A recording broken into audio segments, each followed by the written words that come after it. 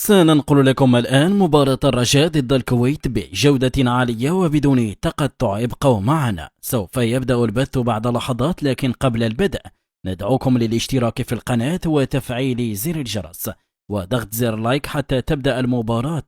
بجودة عالية وبدون تقطع. فاستعدوا، سوف يبدأ البث المباشر بعد لحظات من الآن، والذي سينقل المباراة التي ينتظرها الجميع، حيث سيواجه فريق الرجاء نظيره الكويت في لقاء مشوق ومثير في الجولة الثانية من بطولة كأس الملك سلمان للأندية 2023، حيث سيتنافس كل من الرجاء والكويت من أجل التأهل ومحاولة الفوز في هذه المباراة. ونعلمكم أن البث سينطلق بعد لحظات فقط، ويمكنكم أيضا متابعة المباراة عبر القنوات الفضائية الناقلة، ويمكنكم أيضا متابعة المباراة بكتابة الرجاء ضد الكويت في محرك البحث جوجل، أو يمكنكم مشاهدة المباراة على قناتنا، وذلك عبر الضغط على زر الاشتراك وتفعيل زر الجرس حتى يصلكم البث المباشر فور بدء المباراة بجودة عالية وبدون تقطع إن شاء الله.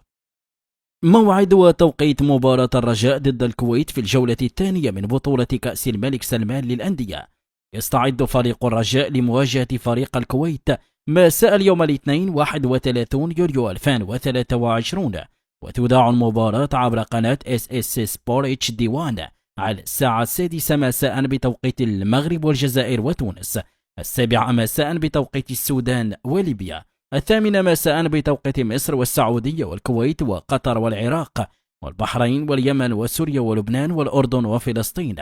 9 مساء بتوقيت الإمارات وسلطنة عمان.